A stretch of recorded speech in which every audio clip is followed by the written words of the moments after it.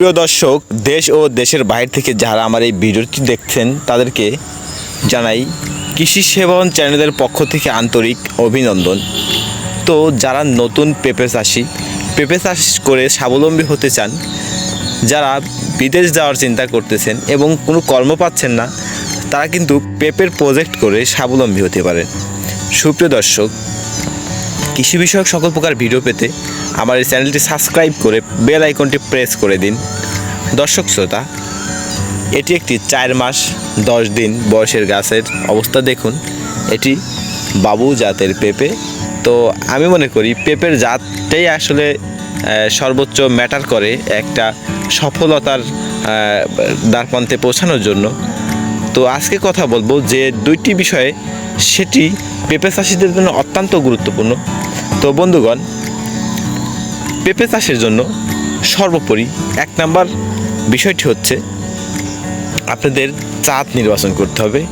এই জাত নিয়েই কথা বলা হবে এবং সর্বোপরি কথা বলা হবে কোন মাটিতে আপনাদের পেঁপে সর্বোচ্চ ভালো ফলাফল দিবে। তো বন্ধুগণ, এই যে জাত নির্বাচনের বিষয়টি বললাম, তো বাংলাদেশে উচ্চ ফলনশীল কিছু জাতের ভিতরে অ্যাভেলেবেল জাত আছে হচ্ছে green lady, top lady, red ball, red king, sun lady, Babu ইত্যাদি জাত। তো বন্ধুগণ, এই জাতগুলোর খুব একটা বেশি তফাৎ নেই।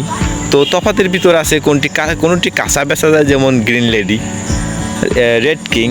এগুলা কিন্তু আপনার রেড কিং অবশ্য পাকায়ও বেচা যায়, তো গ্রিন লেডি কিন্তু পাকানো যাবে না। তো সর্বোপরি আমি বলবো যে কাঁচা পাকা কোনো বিষয় না, পেঁপে আপনাদের উৎপাদন করতে হবে।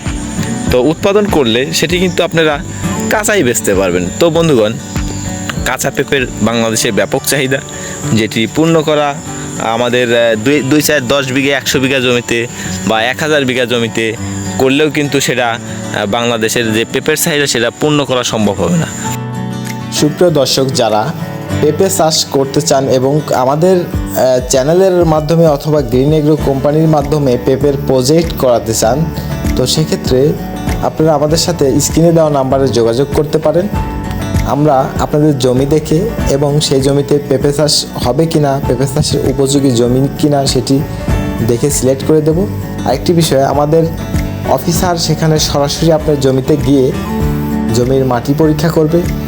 মাটি পরীক্ষা করার পরে সেটি আপনার পেঁপে চাষের জন্য উপযোগী কিনা এবং কোন সময় কোন পেঁপে চাষ করলে সর্বোচ্চ লাভবান হওয়ার সম্ভাবনা থাকে, তো সেই বিষয়গুলো খেয়াল রেখে আমরা পেঁপের সর্বোপরি চারা সরবরাহ থেকে শুরু করে পেঁপের যত্ন, সার ব্যবস্থাপনা এবং কীটনাশক ব্যবস্থাপনা এবং কী কী প্রয়োজন, কোন সময় কী কী দরকার, কোন সময় কোন রোগের আক্রমণ হতে পারে, পুরো এবং অ্যাডভান্স কিছু আপনাদের ট্রিটমেন্ট ফলো করে আপনাদের পেঁপে গাছকে সুস্থ রেখে সর্বোপরি আপনাদের লাভবান করতে আমার চ্যানেলটি আপনাদের পাশে থাকবে এবং আমরা আপনাদের পাশে আছি। সুপ্রিয় দর্শক, প্রজেক্ট করাতে চাইলে আমাদের সাথে অবশ্যই আপনারা যোগাযোগ করবেন।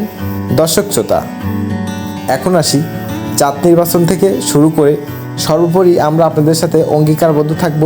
এটি কিন্তু আমাদের সাথে যদি আপনারা প্রজেক্ট করেন, তো সেক্ষেত্রে কিন্তু জাতের যে হেরফের হয়ে থাকে বিভিন্ন জায়গা থেকে অনেকে জাত, অনেক সময় দেখা যায় পেঁপের আউফাও জাত নিয়ে দেখা যায় পেঁপে করেন, তো সেক্ষেত্রে পেঁপের মানে চাষে লাভবান হতে পারেন না, ভাইরাস আক্রমণ হয়, এটা সেটা অনেক সমস্যা হয়, ফলন আসানোর হয় না এবং পুরুষ গাছের সংখ্যা বেড়ে যায়। তো এই বিষয়গুলো খেয়াল রেখে কিন্তু আমরা জাতের বিশুদ্ধতা গ্যারান্টি দিয়ে আপনাদের দিতে পারি।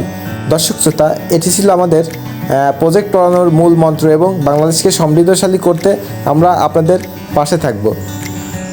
সুপ্রিয় দর্শক, এখন কথা বলবো জমির মাটি নির্বাচন নিয়ে।